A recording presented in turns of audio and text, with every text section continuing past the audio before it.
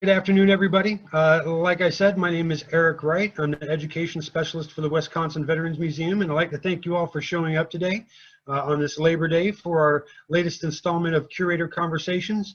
Today, we're going to be talking about perspectives of the end of World War II and how this world has been greatly changed because of everything that happened at the end of World War II. Today, we are minus our curator of history, Mr. Kevin Hampton. He had a family emergency to take care of at the last second. So our museum director, Chris Kolakowski, will be flying solo today with a bit of help from me, but probably not a great deal. And so he's going to be leading the discussion today. But before we get started, I would just like to say thank you very much to the Wisconsin Veterans Museum Foundation. They are the ones responsible for providing all of this free programming that we are able to do via the Zoom platform and all of our virtual capabilities and online capabilities. So once again, thank you very much to the Wisconsin Veterans Museum Foundation for their continued support and all this free programming, not only that you're going to see throughout the rest of the month, but throughout the rest of the year too. There are quite a few programs that we already have listed on our website with many more to come. So if you're interested in more programming like this, or our movie nights or our trivia nights, please look forward to those postings coming up. And like I said, you can find all that information out on our website, wisvetsmuseum.com. Got a couple more people entering in here, Chris, before we get started.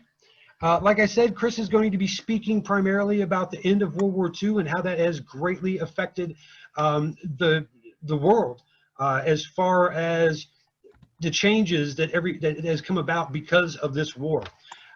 Chris, I am going to turn it over to you right now. I think we have everybody in, so sir, okay. The platform is yours. Thank you. Also, one more thing, if I could just mention real quick, if anybody has any questions during this conversation, please feel free to submit them all you like through the chat feature available on the Zoom platform. We will get to those questions as they come through when breaks permit. But if we don't get to them as we are going through the conversation, we will definitely get to them at the end of the conversation. Thank you very much, everybody, for attending. Chris? It's all yours. Thank you. Thanks, everybody, for joining us. I hope you're having a good holiday. Yeah, as we mentioned, Kevin had to pull out at the last minute for a family emergency. So it's going to be a little different format than what we've normally expected. What I'm going to do is I'm going to explore this theme, a little bit more of a formal presentation in the sense that we're going to look at World War II and its after effects of the last 75 years. And then along the way, there'll be, if we have questions, we can answer those. And then at the end, I'll probably talk for about a half an hour. And then we will open it up for questions and discussion. And I know with a group like this and with some of the people that I've seen already, knowing from experience and doing these before, we're going to have a really good discussion, I think. So what we're here to discuss today is as you probably are aware, the 75th anniversary of the end of World War II was last week, September 2nd. Of 2020 was 75 years since Japan signed a surrender on the deck of the USS Missouri in Tokyo Bay. And that ended after 6 years and 1 day had ended the Second World War, the largest and bloodiest conflict the globe has seen in many centuries. It started September 1, 1939, and as I mentioned, it goes to September 2nd, 1945. And just to put in perspective what we're going to be talking about today, let me start with a quote, which is where we get the title, as a matter of fact, for this discussion from. Is in August of 1944, the U.S. Joint Chiefs were asked by the U.S. Secretary of State to look into the future and predict the world after Allied victory. And they came back and said, we see a world profoundly changed. And they said it will be a world that will undergo great changes unlike anything seen in the succeeding 1,500 years after the fall of Rome. So I think they're absolutely right for reasons that we're going to discuss as we go. And in fact, if you look at the world today, 1945 is yesterday around the world, and we'll talk about that here in a minute. But I want to start with that quote because I think it's a very powerful quote, and it's something that they saw at the time, is that the war was going to change the world, and it was going to reorder the world in a way that hadn't been seen in a long time. And in their view, in their contemporary view, and these are people that would know, is that the Second World War ranks with the fall of Rome in terms of world historical events, which makes it one of the most important events of the last 2 millennia. And so what I want to do today, as we look back over 75 years, there are, a lot of people, oh, that's ancient history. It's not ancient history by any means. And so what I want to do today, in the time that we have, is I'm going to do a tour of the world, if you will. And we're going to look at some maps. We're going to look at, talk about some different things. And we're going to look at how World War II has physically and emotionally, in some ways, reoriented the world. And then obviously we'll throw it open for questions as well afterwards. But let's get going. Let's start our tour. Let's start our tour where the war started, which is in Europe. Let me try and share my screen here and make sure it works. Can everybody see the map of Europe that I just posted? For those of you who are on video, if you can see it, can you give me a thumbs up? Fantastic, thank you. This is Europe in 1939. I'll show you a map of what happens after the war, but this is Europe at the start of the war. And I want to point out a couple of very important things. Hopefully you can see my cursor moving around. Here is Germany in the center. You'll notice that Germany is a bit larger than it is today, particularly with these two fingers, Silesia and Pomerania, extending east of the Oder and Neisse rivers. And then East Prussia, sitting right here. And separating them is this land bridge known as the Polish Corridor, which, by the way, was there for 500 years until 1772. And when they redrew Poland in 1918 or 1919 at the Versailles Peace Settlement, they redrew her 1772 frontiers, which is where that Polish corridor comes back into existence.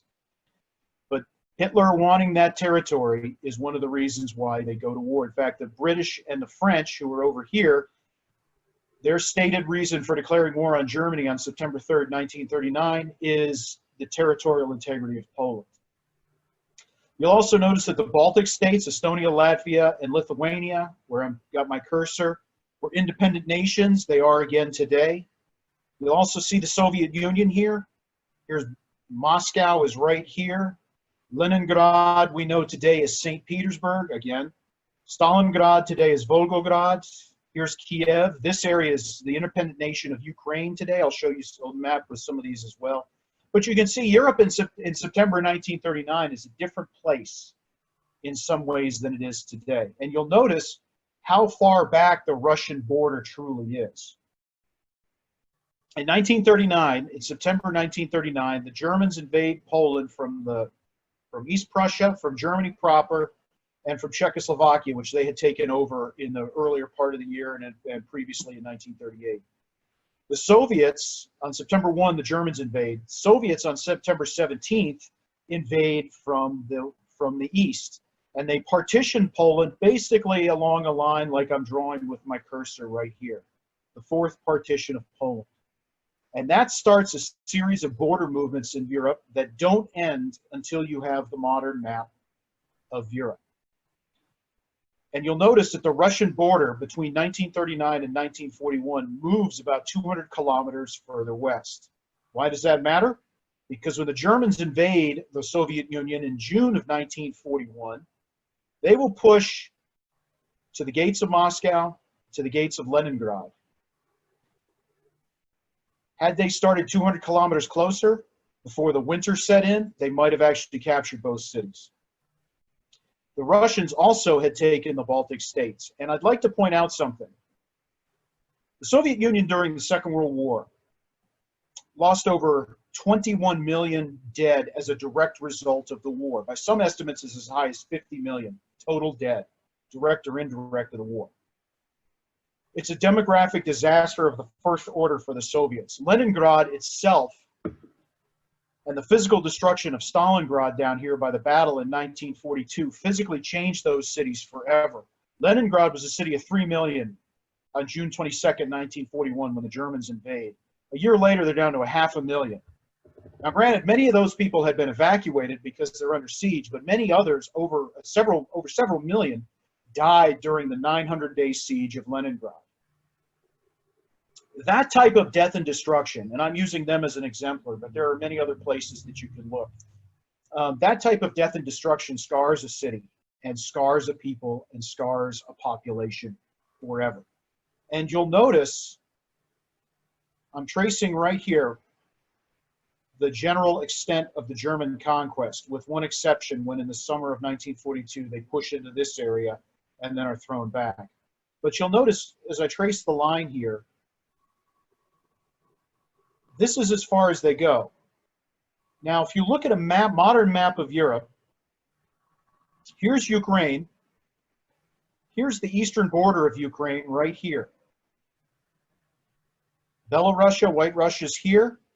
And with NATO members, these three countries are now NATO members. And from the eastern Estonia border to Leningrad, 60 miles. Think about that. That's the same distance as Racine from downtown Chicago. So you're a Russian politician or a Soviet politician before 1991. The West, first of all, in 1812 had marched on Moscow. During World War I had marched on Moscow. They didn't make it, but had marched on Moscow. And then in 1941 had pushed to right in here and had basically taken a significant part of the Soviet Union. They had been thrown back, but at tremendous, tremendous cost. Are you ever going to necessarily want that to happen to your people again? No, you're not.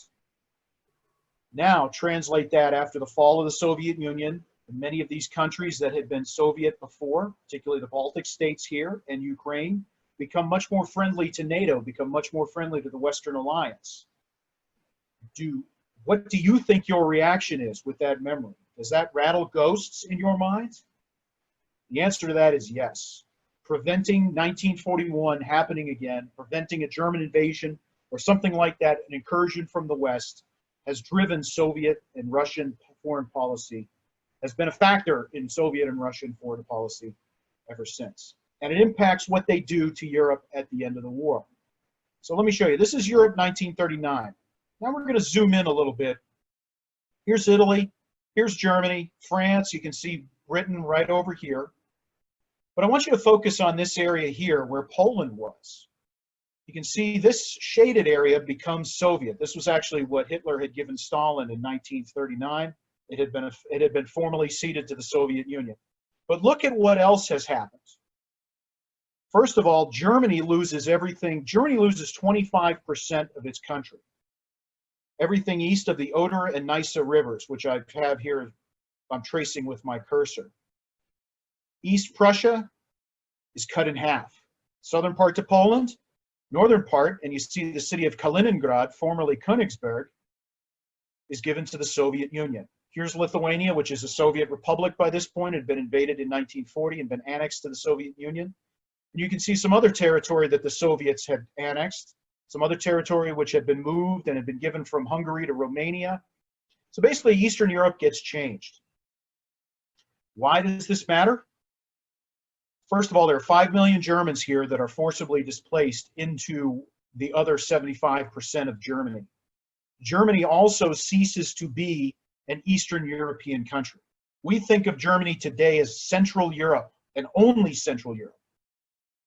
Before 1945, Germany straddled the Central Europe and Eastern Europe because of East Prussia. That's gone. It's very important as well because in 1991, when the Soviet Union dissolved, Russia held on to this little enclave right here, this northern half of East Prussia. And today it's known as the Kaliningrad Oblast, or the Kaliningrad Enclave, Kaliningrad Province. It's still a part of Russia. They have militarized it, they have fortified it, and it is their little enclave, with the rest of Russia being off the map over here. It is their little enclave still on the Baltic Sea. Now, why did they take Kaliningrad, you may ask? The answer is simple. It's because every other Russian port on the Baltic Sea, particularly Leningrad, now St. Petersburg, are not ice-free throughout the year. Kaliningrad is, and Stalin wanted a warm weather port. And that decision and the fact that the Western Allies said, fine, take it, we'll give it to you, you've earned it, if nothing else, by right of conquest, still is with us today. Because today you have this little enclave surrounded by NATO country, NATO member country, and other NATO member countries around it as well. And so this, when you consider the geopolitics today in Europe, this decision in 1945 matters. You'll also notice how Poland has changed and has moved further west. In fact, and then of course the division of Germany and the creation of the Iron Curtain. One of the reasons that the Soviets create a string of buffers, of communist buffer states, is to create a buffer in case the Western armies, and some of you who have probably seen the movie Patton know that George Patton, among other Western generals, supposed, hey, we might have to fight the Russians, why not do it while we have the army here with? If nothing else, because the Russians were paranoid about that, even that possibility, decide to create a belt of communist states, later known as the Warsaw Pact, to establish some sort of presence in Central and Eastern Europe to prevent a third world war and to give them some breathing room in case there's another march on Moscow. That results in the division of Germany. You can see right here. When this Iron Curtain falls, when the Berlin Wall and the Iron Curtain fall in 1989, and they start negotiating between East Germany, the German Democratic Republic, and the German Federal Republic, West Germany, to reunite, one of the things that has never been decided until 1990, the Germans had never renounced their territorial claims in this area that had been given to Poland and this area. And the Poles went to the Germans and said, we will stop reunification unless you settle our borders. And when you consider what the start of the Second World War was over the Polish frontiers and what resulted out of a battle over the Polish frontiers, you can understand why this is a very hot button issue for the people of Poland and for the leadership of Poland. And the Germans, to their credit, valued a unified nation as opposed to territorial claims, because they also understood they did not want to repeat the process or repeat something or even have the specter of that show up again. So all of this is to say the modern map of Europe, and in many ways the modern politics of Europe, is profoundly influenced by what happened in 1945 and World War II and its immediate aftermath. And so we must not forget this. And so where did the modern map of Europe come from? World War II and its immediate aftermath. And when you look at these territorial changes and compare these frontiers to the map I showed you before, you can see how different Europe truly is. And that doesn't even get into the demographic shifts caused by the war and caused by displacement of people for varying causes. Among them, the Holocaust, of course. But this is World War II in Europe. And again, I'm doing a broad survey, but I wanted to introduce some things here. And that shows you, at least certainly in Europe, certainly in Eastern Europe, 1945 is yesterday. It really is. Now let's work, actually I want to come back here real quick.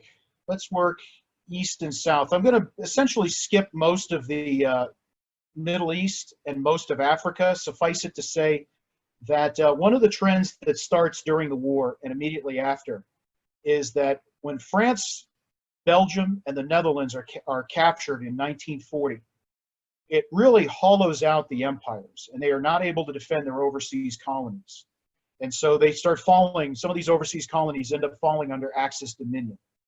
And what that does is that weakens their hold on their empires.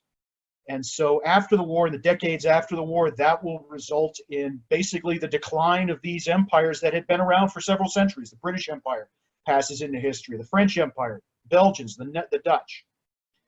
Africa, which had been almost completely colonized in 1939, by 1969 is essentially completely independent, mostly independent nations by that point. The same is true of the Middle East, including when Britain gives up its mandate in Palestine and partitions Palestine in 1947 and 48, which of course results in the Arab-Israeli conflict that is still with us today. So, but I did not want to let that go unremarked as we passed our way to the east. The other area that is truly me see if I can do this. There we go. This is Asia in 1939. And this is the other great part of the world where in many ways 1945 is yesterday. Here's the United States, the Western United States Pacific Coast. Here's Alaska. Here's Hawaii. I use this map to show you all of the territorial possessions and all of the colonies that existed in 1939. And this is, you can see 1st September 1939 down here. This is the Dutch East Indies, which today we know as Indonesia. Here's the British colonies, the tan or the British colonies. Malaya, which today is Malaysia, Singapore, Burma, India, Australia, New Zealand. The Japanese hold the Central Islands. They had been given these as mandates by the League of Nations after World War I. They've been former German colonies. Australia governed these on behalf of the British Empire. Again, former German colonies here, the Solomon Islands, Papua New Guinea. The United States owned the Philippines, although we promised independence in 1934. We were going to give them independence in 1946. You can see the burgeoning Japanese Empire and the incursion into China here, which started in 1937. And here's French Indochina. What we know today is Vietnam, Laos, and Cambodia. This actually is one of the best places to illustrate what I was talking about before, because as soon as France falls, Japan brokers an agreement, basically kicking the French while they're down, to allow the northern half of French Indochina to their control in 1940, and then in the summer of 1941, they take the southern half of French Indochina. And coincidentally, they divide French Indochina at the 17th parallel of latitude. And why does that matter? Because in 1954, that becomes the border between North Vietnam and South Vietnam. They dust off that old settlement to do exactly that again. It's funny how these things start repeating themselves. But you'll notice here that this is all the colonial powers that are still here and still own Asia. In fact, one of the only truly independent nations in Asia is Thailand. They were never colonized, and it's a point of national pride for the Thais today. Japan,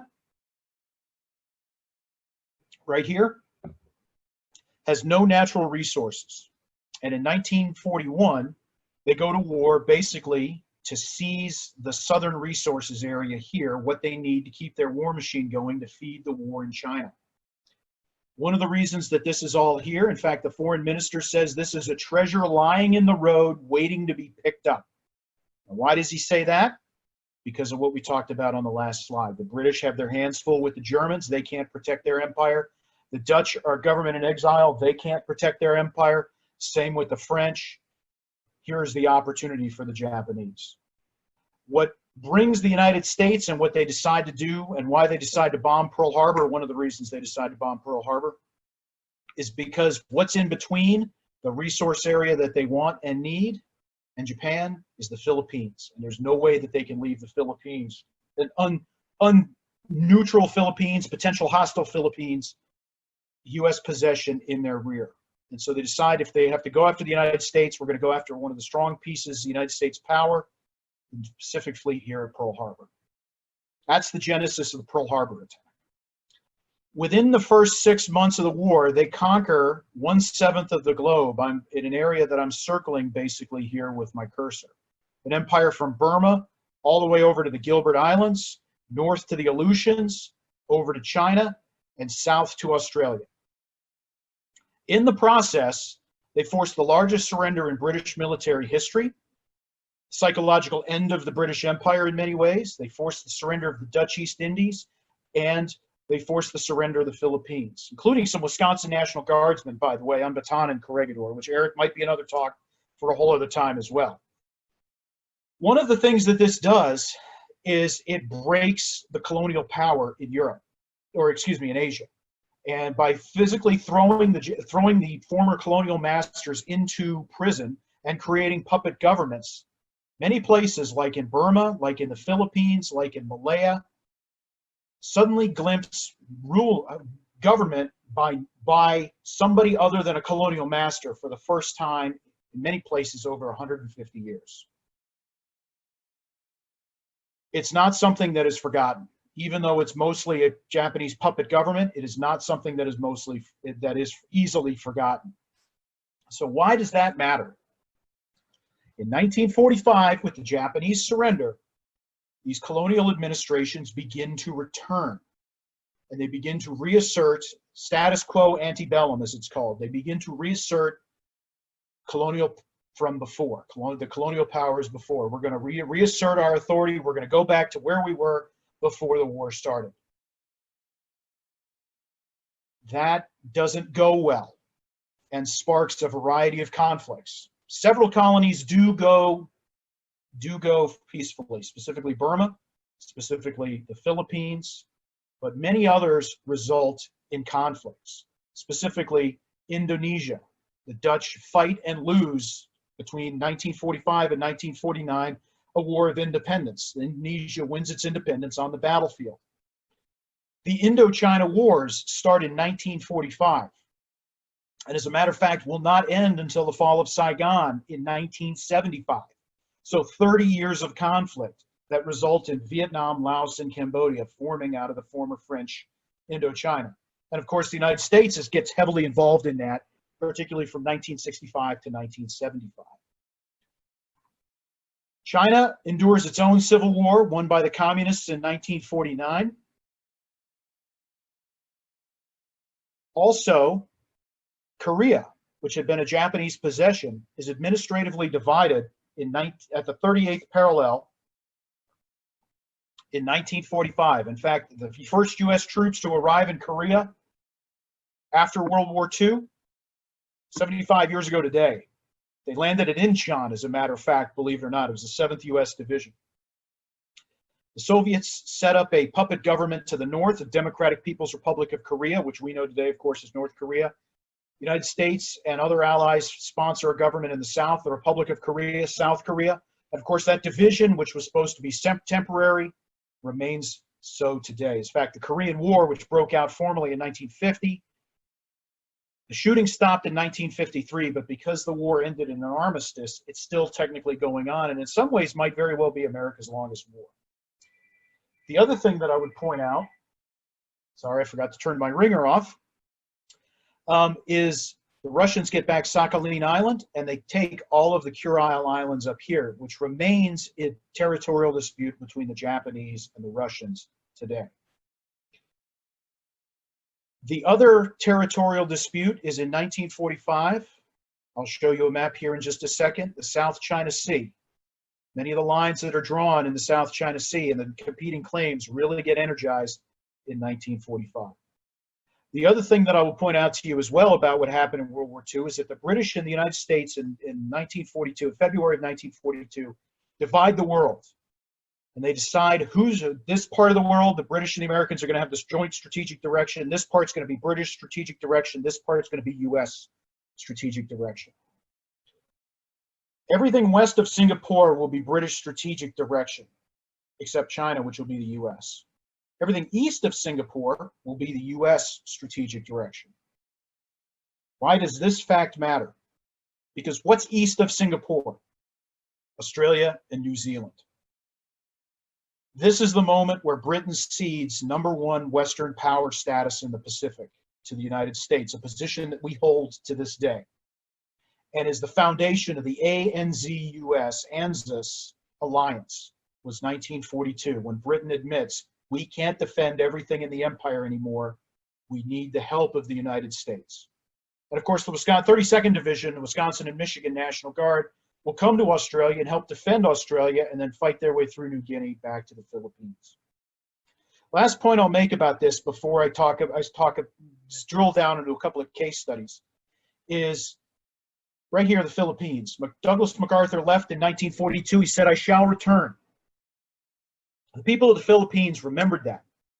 In fact, Dwight Eisenhower then in Washington said, "The people of China, of Asia, are watching us in the Philippines. They will excuse defeat. They will not excuse abandonment."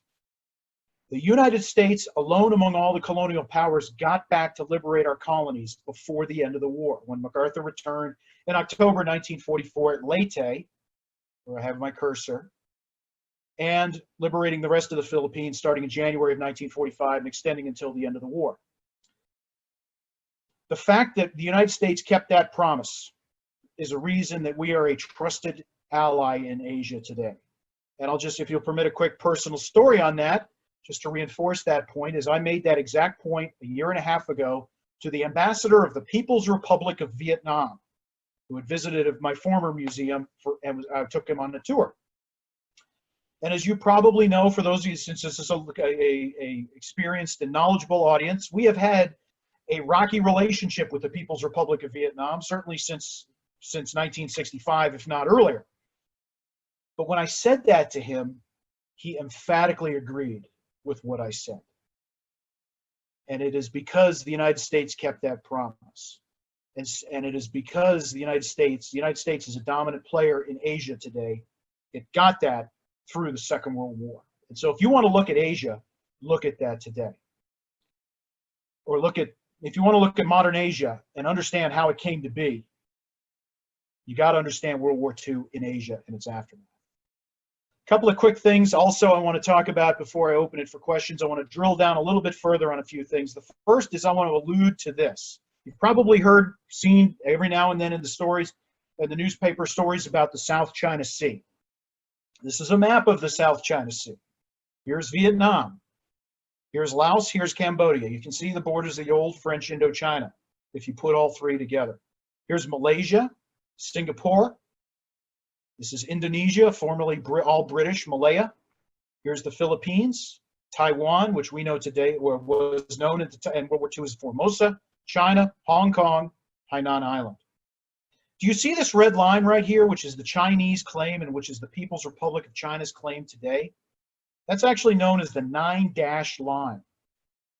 In 1945, as people were starting to look at these little island groupings here, Scarborough Shoal, the Paracels, Spratly, you can see some of these in here. One of the Chinese generals drew 9 dashes and said, this is what we want in our settlement. You can see some of these other nations started drawing other lines as well and started considering other lines. This has never been settled. Even in the peace treaty in the early 1950s that settled peace with Japan, this area here was not addressed, is not addressed in detail. But this red line that the People's Republic claims today was drawn in 1945 and is the root of the issues and the disputes in the South China Sea today. And really, the fact that the Chinese are, regardless of what other people may say, regardless of other facts on the ground, are building up these islands with military bases and basically saying, we've claimed it. We claimed it at the end of World War II. Thank you very much. This is the root of this dispute that is with us today and will be with us, unfortunately, for a long time to come. This area, 1945 is yesterday. The last case study I want to drill into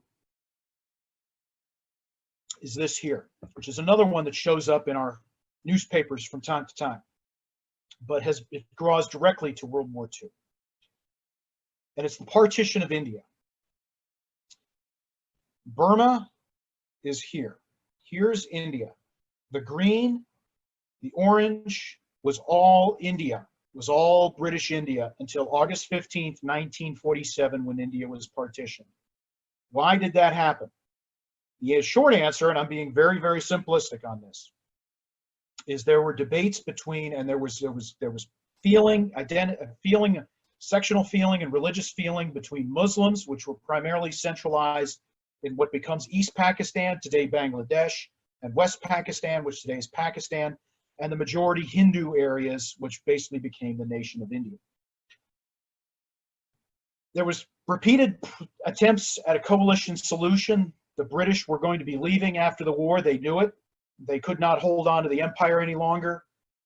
World War I and World War II had bled them dry. There was enough agitation to quit India, as some of the protests, particularly led by Gandhi and Nehru, had advocated even during the war. And so they knew they were going to leave. They tried to set up a political settlement to obtain unity. One of the things that happens is that some of the Indians that had been captured in Singapore were persuaded to change sides and join what's called the Indian National Army, pro-Japanese forces going in to fight and hopefully liberate India. After the war, the leaders of the Indian National Army are captured, are put on trial in New Delhi. It's called the Red Fort Trials. When they are convicted, many Indians look at them and say, wait a minute, they are Indian patriots. They were fighting for a free India, and it is wrong for you to execute them or imprison them for life, which was the sentence. They get pardoned. But in the process, that fuse that is lit all over India changes the political situation. The Indian Navy mutinies, for example, and it changes the whole thing and lights the fuse in the sequence of events that burns down and ultimately leads to partition on the 15th of August, 1945 or 1947. East Pakistan, West Pakistan are the majority Muslim areas. Kashmir, which is basically a 50-50 split, is disputed, remains disputed today. As a matter of fact, has been part of 4 wars between India and Pakistan starting in 1947.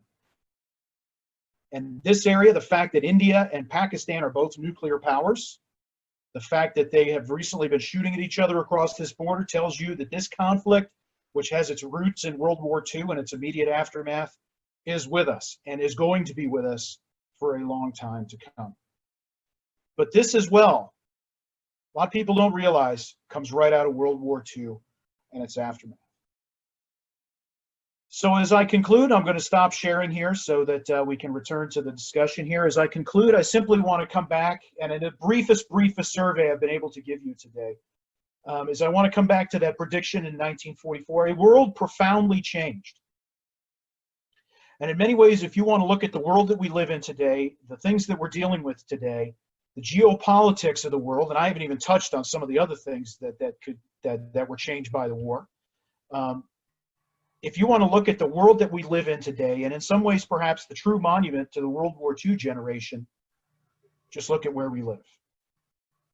And that's why this matters. That's why this story matters. That's why this story will continue to matter for a long time to come. It's because for much of the world, 1945 is yesterday. And hopefully in the short little tour that I've been able to do this morning, hopefully that I've been able to help define that and explore that a little bit further and provide some perspective to some of the things that we see in the world today. And so with that, Eric, I will stop talking, see if you or anybody else has any questions, and we can proceed.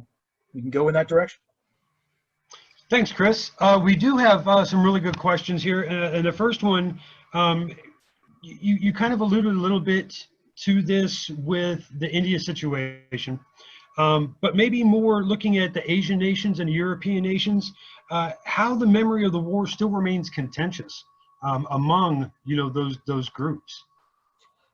That's a great question. And actually, the memory of the war continues to influence Asia on a couple of levels. I'll start with the negative, and I'll end on a positive, uplifting note. The issue of comfort women, particularly Korean women that had been forced to be prostitutes for the Japanese army, and the fact that the Japanese for a long time haven't admitted and certainly continue to deny any sort of compensation or reparations, continues to be a geopolitical issue between Japan and Korea. Japan and Korea today, even though they have mutual defense concerns relating to North Korean missiles, Russians, Chinese, the memory of World War II and the memory of the Japanese occupation of Korea from 1910 to 1945, when they basically tried to eradicate Korean culture and the Korean language even, is remembered very deeply in Korea. And actually, in many ways, the Japanese and the Koreans deal with each other through their mutual ally, the United States. And so it continues to complicate relations. And that's just one example.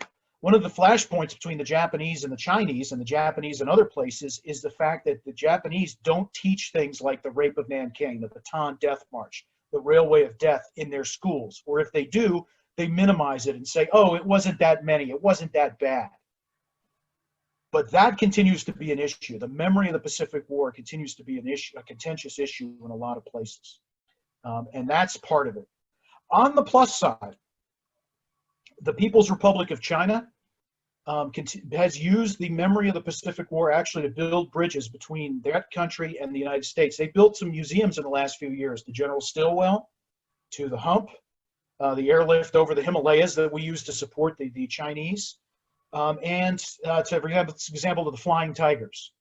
And one of the kind of the understated missions is that the Americans have been with us. They haven't always been an adversary, and they've been with us. We have common cause. We've had common cause, and trying to build a bridge. Because really, with the fall of China to communism in 1949, that really severed a lot of traditional ties between the United States and China. And it's really been in the last probably 15, 20 years that those bridges are starting to get rebuilt. And these museums, and by using the story of World War II and the fact that we were on the same side once, is helping in some little way to rebuild the bridges. Of course, I already talked a little bit about the memory of the Pacific War and the fact that we liberated the Philippines and kept our promise. But that remains a part of it as well. But yeah, it's definitely, I mean, it's the memory of the war is geopolitical there. And in some ways in Europe too. Another question, Chris, we have is if you could just explain a little bit more about China's role in World War II and why it think it could claim that 9-dash area with such impunity. China during the war. China's an interesting case during the war. Chiang Kai-shek is the ruler of China, nationalist China. And basically, when the war starts, there's been a low-grade civil war going on between him and Mao Zedong for the last few years. And then in 1937, basically it becomes an uneasy truce to go fight the Japanese. In fact, as one of the Chinese government officials in Chiang's government will tell Ernest Hemingway in 1941, they'll say, we are focused on, people want us to focus on the skin disease, in other words, the Japanese. We're going to fight the Japanese as best we can.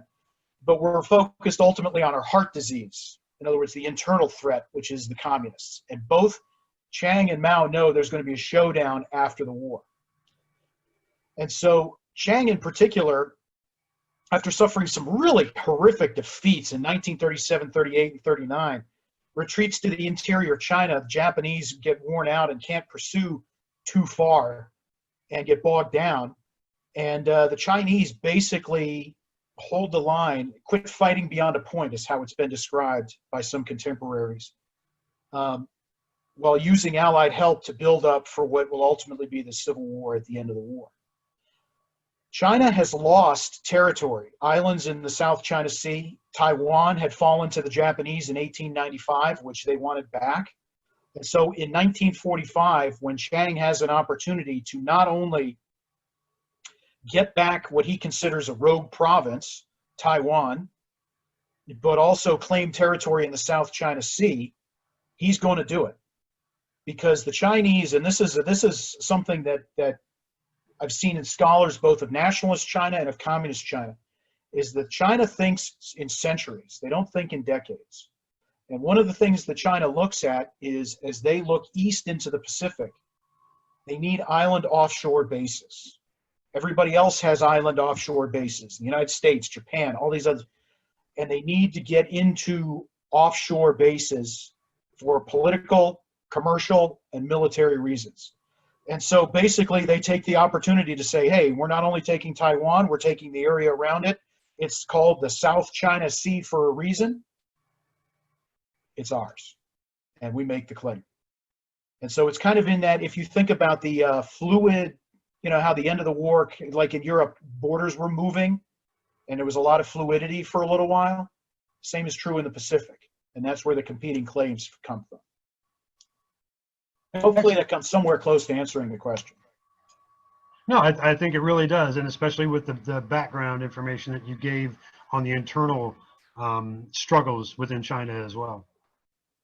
Also, since we're still in Asia, look a little bit to the west of China, the east of China, and our number one enemy during the war, which was Japan. How were they really affected, particularly with their constitution that was set up after the war, and particularly Article 9 of that constitution? I'm glad you brought this up, because this is a whole talk in and of itself, but I'll give you the short version. For those of you who may not know, the current constitution that governs Japan, without amendment, is the same constitution that Douglas MacArthur and his staff wrote for Japan in 1946 and was adopted in May of 1947. Article 9 from that constitution, the constitution does many things. It really remade Japanese society and laid the foundations for the modern state that Japan is today. But Article 9, Japan renounced military and renounced the use of war as an instrument of national policy. That's why, for those of you who are familiar, it's the Japanese Self-Defense Force, the Maritime Self-Defense Force, the Air Self-Defense Force. It's not the Army, Navy, or Air Force. It's to get around that. Japan has always interpreted that, though, as the right of defense. They've always had a right of self-defense. The thing is since the 21st century has come around, Japan has started to reinterpret, and that's the word they use, is reinterpret that to mean either support to allies. For example, they sent a couple of non-combat ships to support the U.S. Navy during Operation Iraqi Freedom. But it also has begun to be reinterpreted by the Japanese government as collective defense. In other words, we can engage in defense of our allies. Now, why does that matter? Two reasons. Number one, collective defense applies to Korea. And we've already discussed the Japanese and Korean issues that continue to hinder warm relations between the two nations. I'm not going to sit here and say that they don't have relations, they do, but it's on a very, very formal and restrained level, and it's not too far below the surface. It's not too far below the surface where this animosity is still there.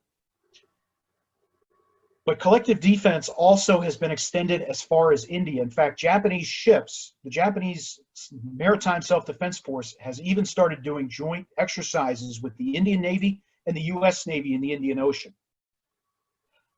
This rattles ghosts, because the last time Japanese ships flying the Rising Sun flag were in the Indian Ocean, it was to bomb Sri Lanka and bomb the Indian East Coast in 1942. And so you're getting Japanese ships and Japanese troops back in places that they haven't been since World War II, and back in places that don't necessarily have the best memories of when the Japanese were last here. And so this is a geopolitical factor as well. And it's something that needs to keep in mind. Again, drawn directly from World War II and the years immediately after. And yet another reason why this is all still relevant today. If you don't understand that history and don't understand those perspectives, some of this geopolitical, some of this international stuff, interrelational things we're dealing with in Asia and elsewhere don't make a lot of sense. No, I would absolutely agree with that. Moving a little bit more west now and going into Europe and then moving more toward the U.S., one of the questions that was asked was about Spain. And how come we don't hear too much about Spain in World War II? You do prior to the formal onset of the conflict itself, but during the formal conflict, you don't hear a great deal about Spain or maybe Nazi Germany's role in trying to influence them into the war itself. Can you speak just a little bit about that?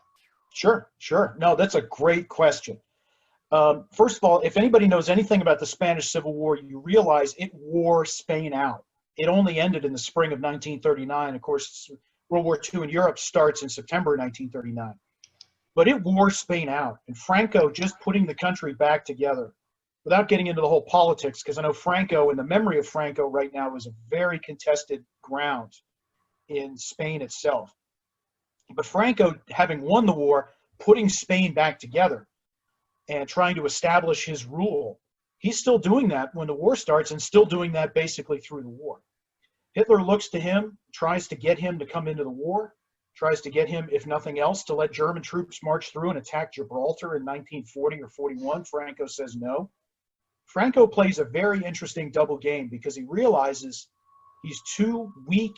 If he joins the war, he may gain if the Axis win, but he's not sure if the Axis will win. And even if the Axis win, where Spain is geographically, particularly with its exposed Atlantic coastline, it is exposed to Allied invasion, either from France or from the Atlantic or from potentially North Africa. And Spain is too weak, having worn itself out after the Civil War, to repel an invasion in Franco's mind. So he plays a double game. Friendly to the Axis, but friendly to the Allies, and kind of blows with the wind, if you will. Sort of like Italy in World War One. Very much so. Although the key difference is Italy eventually does join the war. Spain doesn't. Although they do send a division of volunteers, the Blue Division, the famous Blue Division, that go fight the Germans on the Eastern Front. But when Franco realizes that the Germans are starting to lose, he recalls the Blue Division in 1943. So that's the closest he actually gets to getting involved into the war, at least that I've been able to see.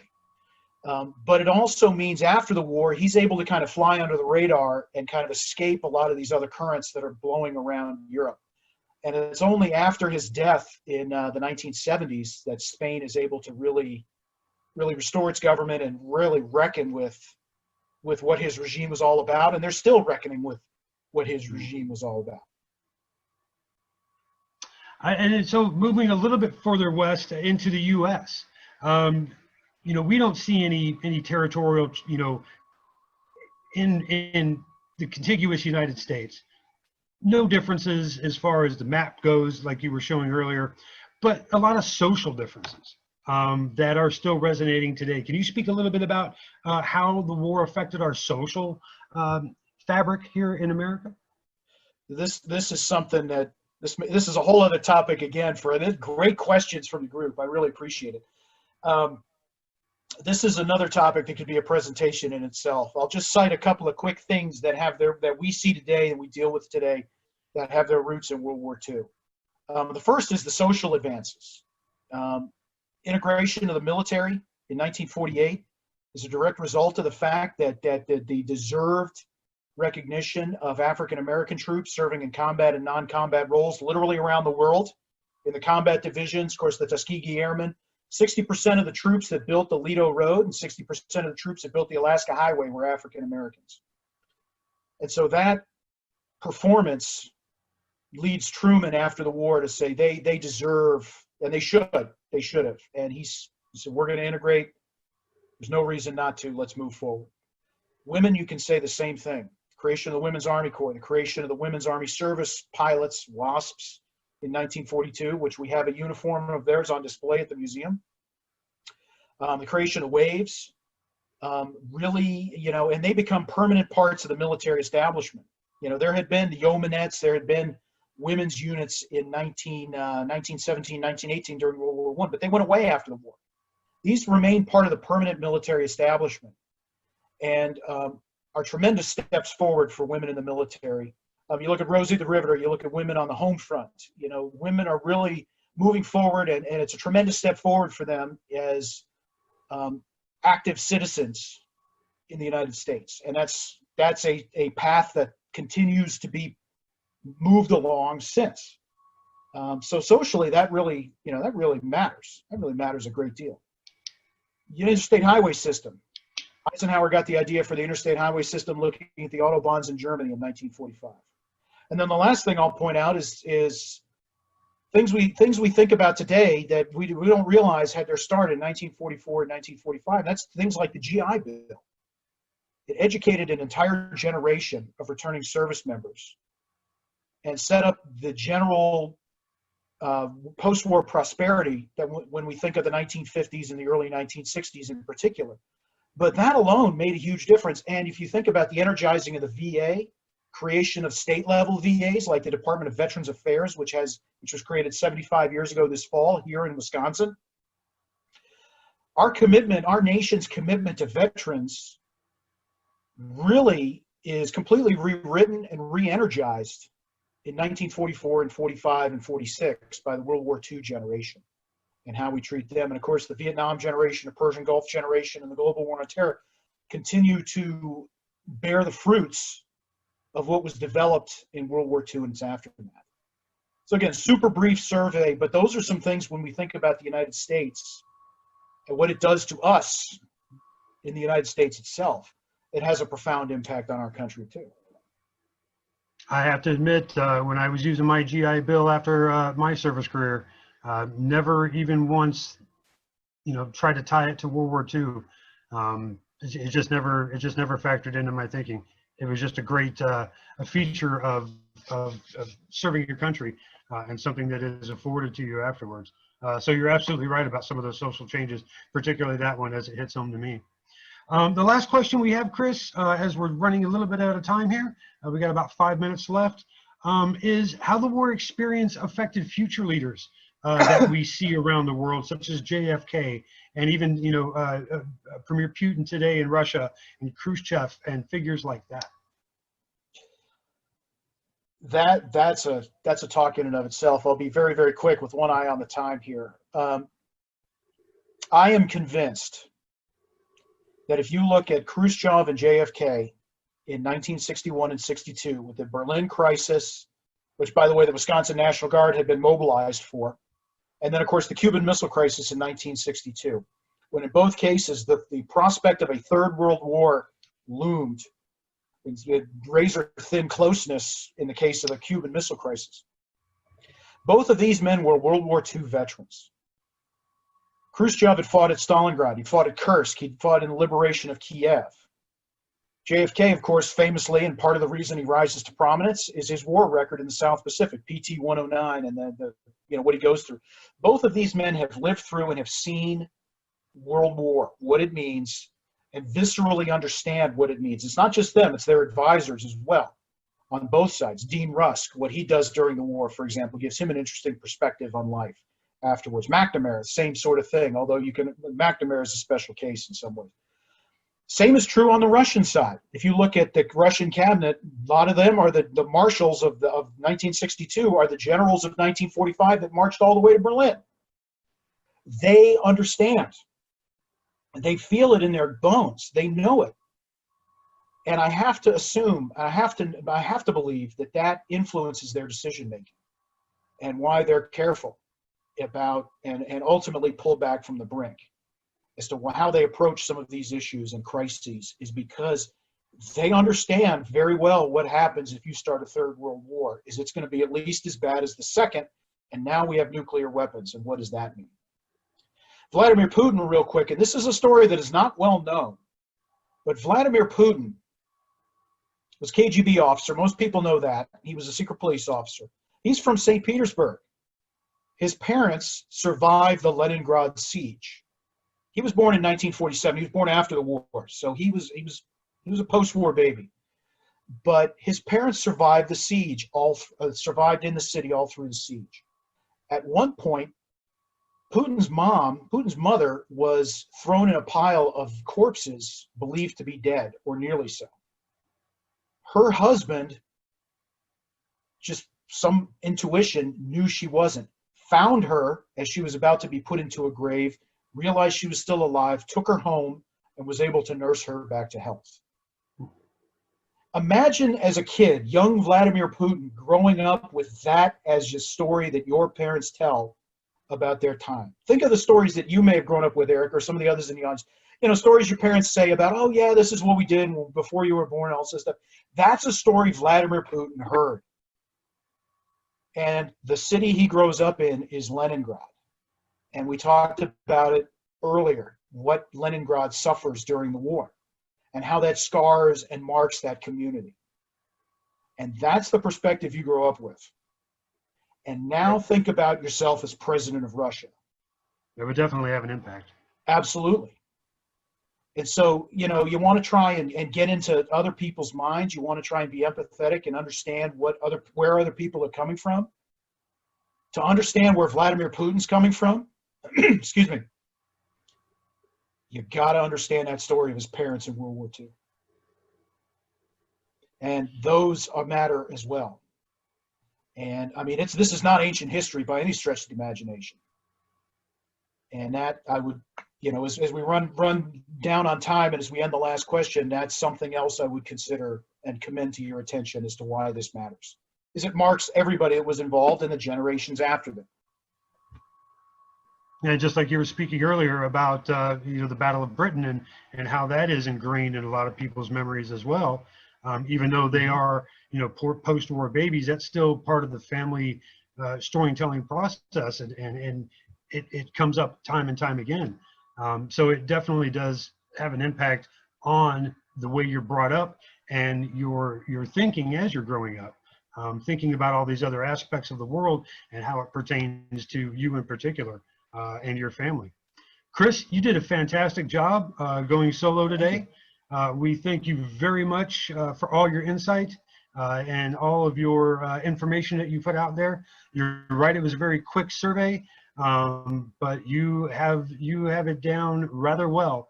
And we look forward to hearing more from you in the future with our future installments of Curator Conversations. I'd like to thank everybody for coming out today, spending this hour with us on Labor Day and listening to Chris talk about the impacts of World War II and its global legacy that we still live with today. And then lastly, I would like to thank the Wisconsin Veterans Museum Foundation for their continued support in these free programs. We absolutely love doing them. Even on holidays like this when we're supposed to be off, we don't mind showing up for work to do it because it's what we do. It's our passion. And it's just what we like to put out there for the public. I don't know how to explain it any different. We just love doing this stuff. So that's why we're here today. And that's why you're all here today. So again, thank you very much. We look forward to seeing you again.